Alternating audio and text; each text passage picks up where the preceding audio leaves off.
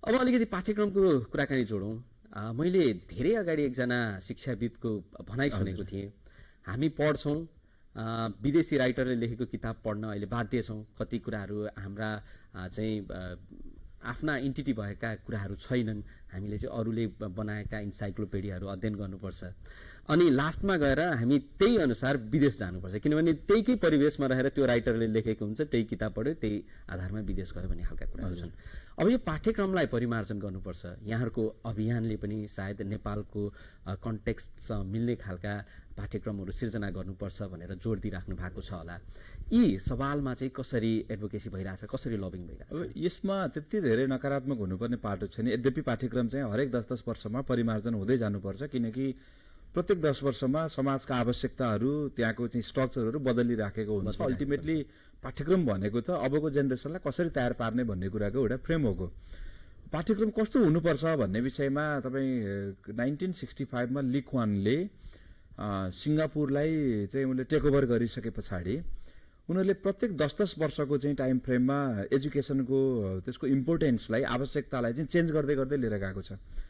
त्यति बेला जर्जर अवस्थामा पुगिसकेको सिङ्गापुर जब लेक्वान आइसके, उनी राइजमा आइसके पछाडि 1965 देखि 75 सम्मको त्यो बीचको 10 वर्षको सम्मको पिरियडमा उनीहरूले बाँच्ने कसरी भनेर पढाए।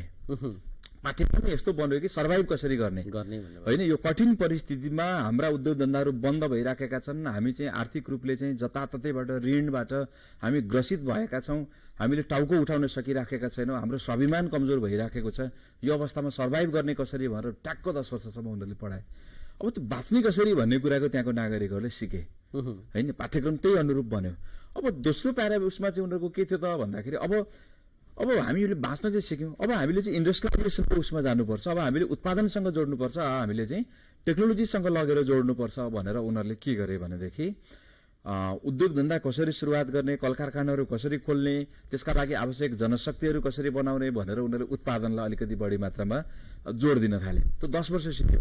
त्यो 10 वर्ष सकिसके पछाडि उनीहरूले के गरे त भन्दाखेरि अब आइसिटीसँग रिलेटेड साइन्स र टेक्नोलोजीको त्यो इनोभेसनमा कसरी जोड गर्न सकिन्छ भनेर उनीहरूले त्यो अर्को 10 वर्ष चाहिँ इनोभेसनमा लगे। अब अल्टिमेटली अब अन्तिममा कति धेरै त भएको छैन नि त उनीहरूको। अब अहिलेको दशकमा उनीहरूले के गरिराखेका छन्, सबै कुरा पुरा भइसक्यो।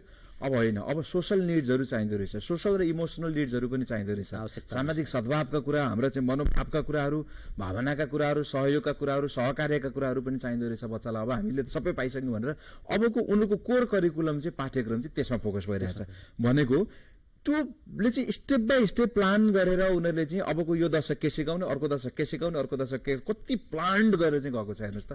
तर हामी कहाँ के छ, प्रत्येक 10 वर्षमा चेन्ज हुनुपर्छ भन्ने अवरोध छ सिधै।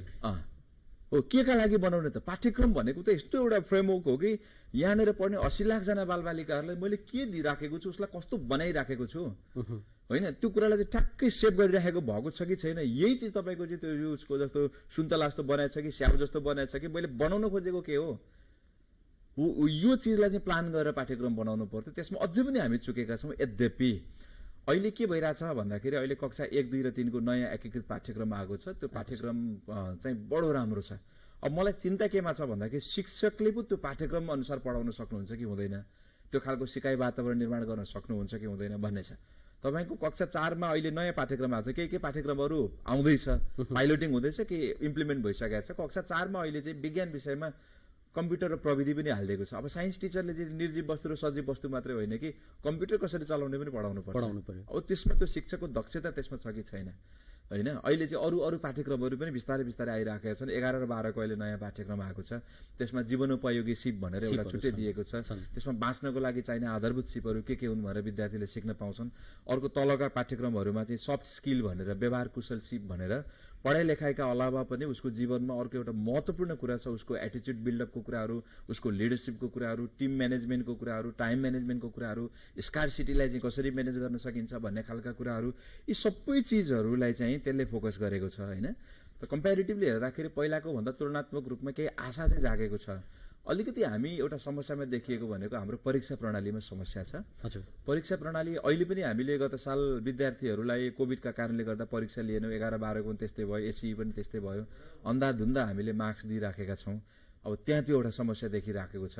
जबकि हामीले कन्टिन्युस एसेसमेन्ट सिस्टम निरन्तर मूल्याङ्कन प्रणालीको आधारमा हामीले चाहिँ उनीहरूलाई चाहिँ मार्किङ गर्नुपर्ने हुन्थ्यो, उनीहरूको एसेसमेन्ट गर्नुपर्ने हुन्थ्यो, हामीले अनुहार हेरेर दिइरहेछौँ होइन। हामीले मूल्याङ्कन होइन, उसको चाहिँ एसेसमेन्ट गर्नु पर्थ्यो, फर्मेटिभ हुनु पर्थ्यो एसेसमेन्ट। त्यो भन्न खोजेको कस्तो भने हामीले के गर्नु पर्थ्यो, के गरिरहेको छ, मैले सिम्पल सबैजनाले बुझ्ने भाषामा म भन्छु।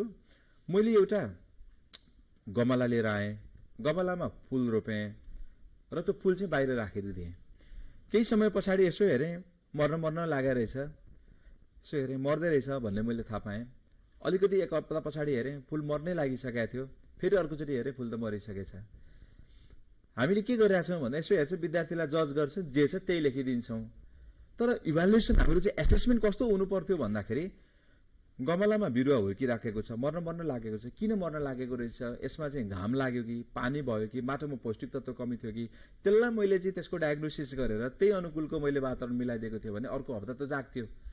हाम्रो सिकाइले के कल्पना गरेको छ भन्दाखेरि बच्चा कमजोर छ भने किन कमजोर भयो त्यसलाई खोज्ने, डायग्नोसिस गरेर उसलाई चाहिँ सक्षम बनाएरै छाड्ने भन्ने परिकल्पना गरेको छ।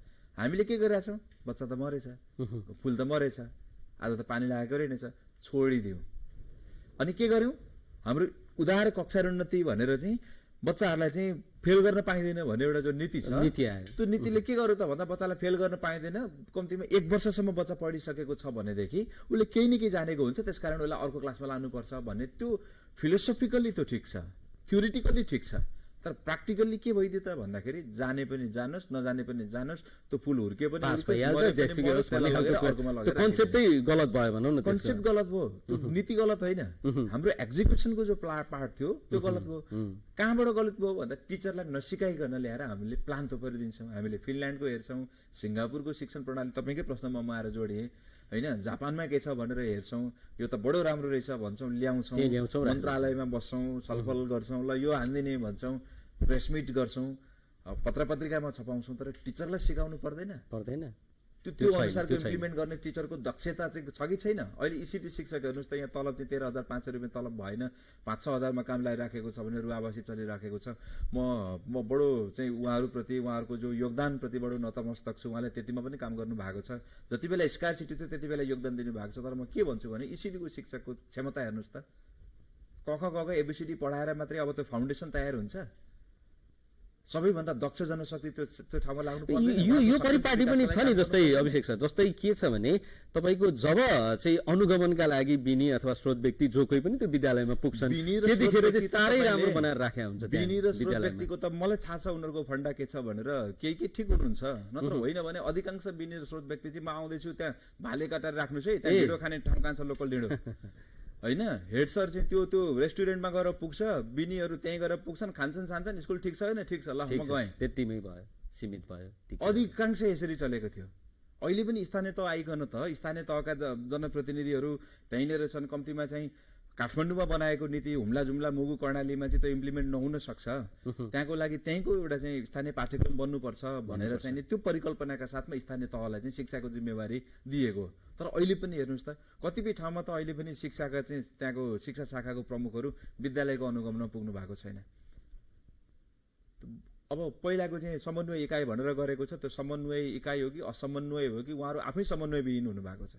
भनेपछि यो सबै विकराल समस्या शिक्षामा आइपर्नुको कारण चाहिँ सम्बन्धित निकायले सही तरिकाले काम नगरेर हो। सम्बन्धित निकाय हामी के भयौँ भन्दाखेरि शिक्षामा जुन लेभलमा हामी सेन्सिटिभ हुनु पर्थ्यो, गम्भीर हुनु पर्थ्यो, हामी भएनौँ। म सिम्पल एउटा एक्जाम्पल, म पनि कुनै एउटा विद्यालयमा पाइलटिङ गरिरहेको छु, झन्डै 3,000 विद्यार्थी छन्, 150 जना शिक्षक र कर्मचारी हुनुहुन्छ। बिहान 4 बजेदेखि उठ्छु, बेलुका 9-10 बजेसम्म म बस्छु, तिनै विद्यार्थीहरूसँग म बस्छु। लागेको गर्दा त बच्चामा रूपान्तरण ल्याउन सकिराखेको छैन भने हाम्रा शिक्षकहरू त विद्यालय नै पुग्नुहुन्न, शिक्षकहरू नै विद्यालयमा छैनन्। विद्यार्थी आएको हो कि नआएको हो। अघि 14 लाख बालबालिका चाहिँ कक्षा 10मा पुग्दाखेरि चाहिँ 4 लाखमा पुगिसके, कहाँ पुगे, आउन् नआए नआउन्, पढुन् नपढुन्, त्यो मतलबै नभएको ठाउँमा चाहिँ हुन्छ कसरी भनेको। नम्बर 1 हामी शिक्षक सेन्सिटिभ भएनौँ, नम्बर 2 प्रह सेन्सिटिभ भएनौँ, अभिभावक विद्यार्थी पठाइसकेको छ मेरो जिम्मेवारीबाट मुक्त भयो, हामी अभिभावक पनि दोषी छौँ।